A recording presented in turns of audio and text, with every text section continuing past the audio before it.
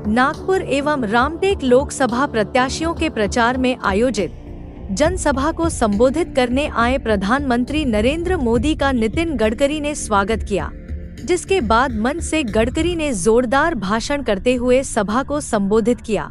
देखिए अनकट भाषण। हमारे देश के लोकप्रिय प्रधानमंत्री आदरणीय नरेंद्र मोदी जी, महाराष्ट्र के आदरणीय मुख्यमंत्री, उप मुख्यमंत्री,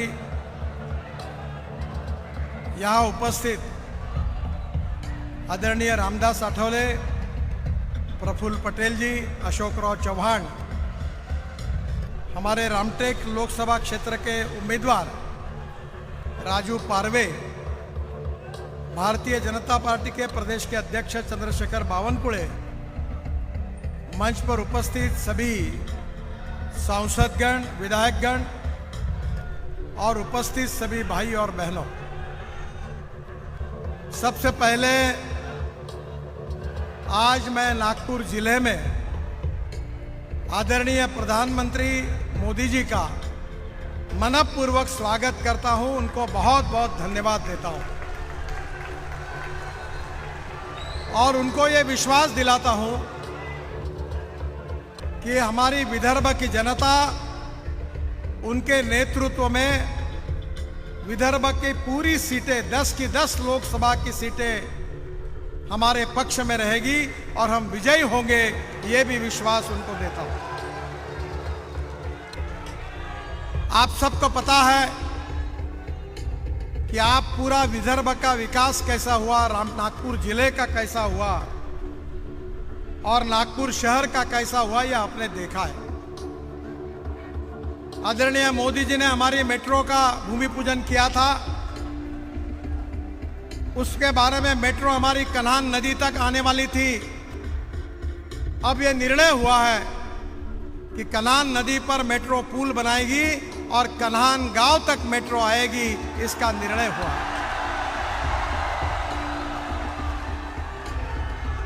मुझे इस बात की खुशी है कि बाबा साहेब आंबेडकर जी ने जिस दीक्षा भूमि पर बौद्ध धर्म की दीक्षा ली थी, उस दीक्षा भूमि को विकसित करने का कार्य हमने लगातार किया है।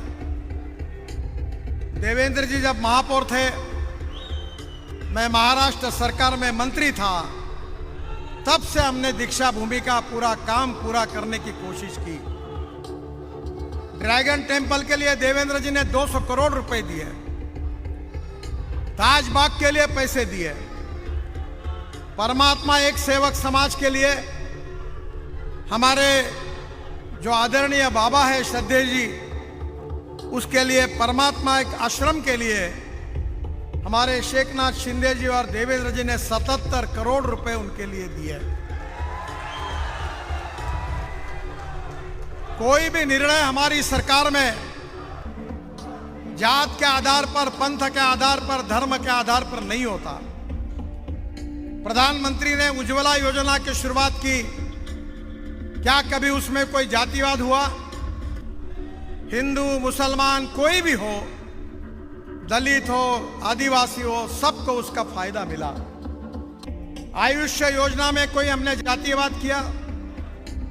सबका साथ, सबका विकास और सबका प्रयास, इसी तत्व को लेकर हमने कार्य किया है। 60 साल में जो कांग्रेस नहीं कर सकी, वो 10 साल में मोदी जी के नेतृत्व में हिंदुस्तान की तस्वीर बदली है।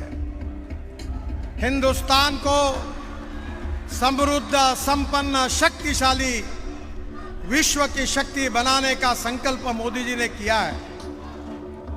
आत्मनिर्भर भारत करने की बात कही है और दुनिया की तीसरी बड़ी अर्थव्यवस्था बनाने का संकल्प किया है।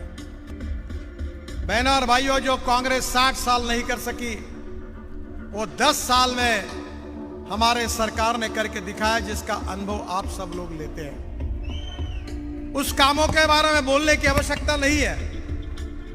नागपुर जिला हो, विदर्भ हो, नागपुर शहर हो, हमारे किए हुए काम आपके सामने है। और जब काम के आधार पर हमारे ऊपर कोई टिक्का टिप्पणी नहीं कर सकते, तो एक फिलॉसफी होती है, एक थ्योरी होती है कि जब कन्विंस करना नहीं होता तो कंफ्यूज करने की कोशिश की जाती है। कांग्रेस के नेता एक ही प्रचार कर रहे हैं कि 400 सीटें मिलेगी तो हम भारत का संविधान बदल देंगे। मोदी जी ने भी कहा, हम सब लोगों ने भी कहा है कि बाबा साहब अम्बेडकर जी ने जो संविधान दिया है वो हमारे लिए बहुत ही पवित्र है। वास्तविक रूप से केशवानंद भारती केस में जब सुप्रीम कोर्ट में केस दायर हुई थी, तब सुप्रीम कोर्ट के 7 जजेस ने, बेंच ने यह निर्णय दिया है कि salient features of the constitution can not be change. जो हमारे संविधान के मूलभूत तत्व है वो बदल नहीं सकते, ये बात सुप्रीम कोर्ट ने कही है। और मैं आप कांग्रेस वालों को यह पूछना चाहता हूं कि आज तक संविधान को तोड़ने का पाप किसने किया है? संविधान को तोड़ने का पाप कांग्रेस पार्टी ने किया है। 80 बार कांग्रेस पार्टी ने संविधान को तोड़ा है। इमरजेंसी के समय, इंदिरा जी के समय ऐसे निर्णय हुए कि जिसमें पूरा हमारा लोकतंत्र समाप्त होने की कगार पर खड़ा था। बहनों और भाइयों, हम इस बात को मानते हैं कि कोई भी व्यक्ति उसकी जात, पंथ, धर्म, भाषा और सेक्स से बड़ा नहीं होता, उसकी गुणवत्ता से बड़ा होता है। इस समाज की छुआछूत, अस्पृश्यता, जातीयता, सांप्रदायिकता सब नष्ट करके सबका साथ, सबका प्रयास, सबके विकास, इसके आधार पर मोदी जी आत्मनिर्भर भारत का सपना लेकर आपके सामने आए हैं। मैं आपको यही कहना चाहूंगा कि जो 60 साल कांग्रेस नहीं कर सकी, वो 10 साल मोदी जी के नेतृत्व में हमारी सरकार ने पूरे देश में करके दिखाया।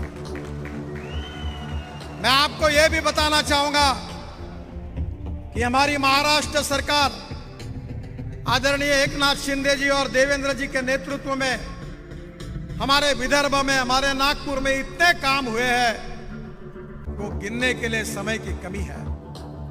रामटेक में 200 करोड़ रुपए उन्होंने तो दिए ही है।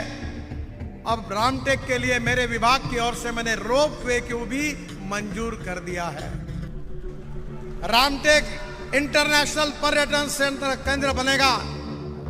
उमरेड, जहां हमारे यहाँ टाइगर है, नागपुर को टाइगर कैपिटल कहते हैं। विश्व के लोग टाइगर देखने के लिए नागपुर में आते हैं।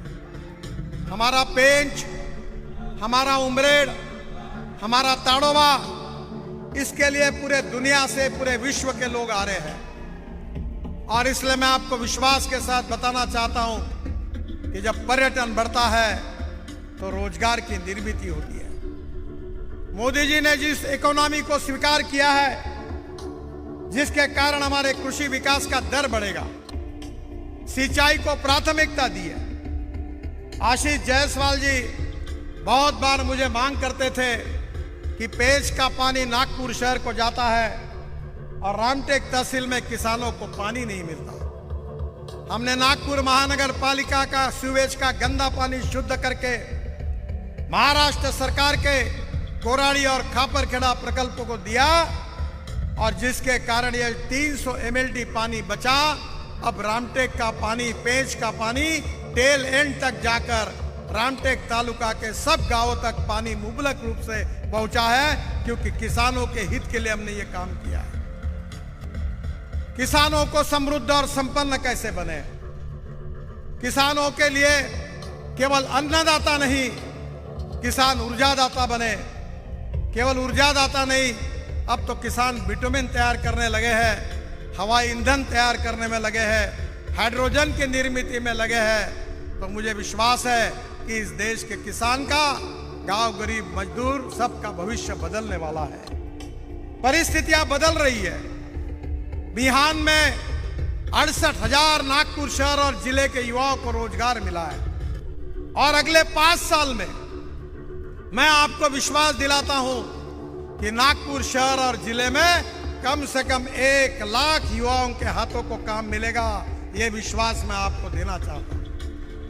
मैं आपसे अनुरोध करूंगा कि जो कंफ्यूज करके गलत प्रचार कर रहे हैं, कभी अल्पसंख्यक समाज को डराते हैं कि देखो मोदी जी आएगी, भारतीय जनता पार्टी आएगी तो आपको कटवा देंगे, पाकिस्तान भिजवा देंगे, सुरक्षित रहना है तो पंजे पर मोहर लगा। हमारे दलित बंधुओं को कहते हैं कि ये संविधान बदलने वाले चुनाव के समय इस प्रकार की गलत बातें कहकर लोगों को गुमराह करने की कोशिश करते हैं। बहनों और भाइयों, आपका भविष्य इस चुनाव के साथ जुड़ा हुआ है। मोदी जी के नेतृत्व एक नए भारत का निर्माण हो रहा है। गांव, गरीब, मजदूर, किसान का भविष्य बदल रहा है। युवाओं को रोजगार मिलने वाला है और मिल रहा है। किसान समृद्ध, संपन्न हो रहे हैं। स्मार्ट सिटी नहीं, अब स्मार्ट विलेज का निर्माण होने वाला है। और इसलिए कोई अपप्रचार पर विश्वास न रखते हुए रामटेक लोकसभा क्षेत्र से राजू पारवे हमारे उम्मीदवार हैं। एक लोकप्रिय विधायक के रूप में उन्होंने उमरेड विधानसभा क्षेत्र में अच्छा कार्य किया है। मैं आप सबसे अनुरोध करूंगा कि उनको प्रचंड मतों से विजयी करिए और आपकी सेवा करने का अवसर दीजिए। और मेरा विश्वास है कि फिर से एक बार नागपुर जिले की जनता, विदर्भ की जनता, महाराष्ट्र की जनता, ये छत्रपति शिवाजी महाराज, महात्मा ज्योतिबा फुले, बाबा साहेब अंबेडकर, इनका महाराष्ट्र है। और मेरा विश्वास है कि इस महाराष्ट्र का सामाजिक आर्थिक विकास के लिए फिर से एक बार मोदी जी के नेतृत्व में महायुति का समर्थन यहाँ की जनता करेगी, ऐसा मुझे पूरा विश्वास है।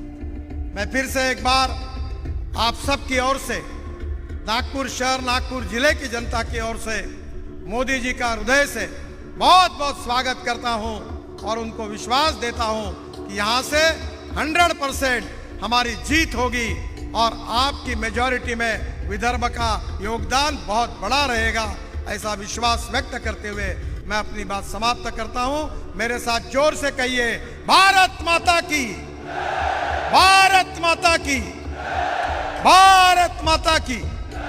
धन्यवाद।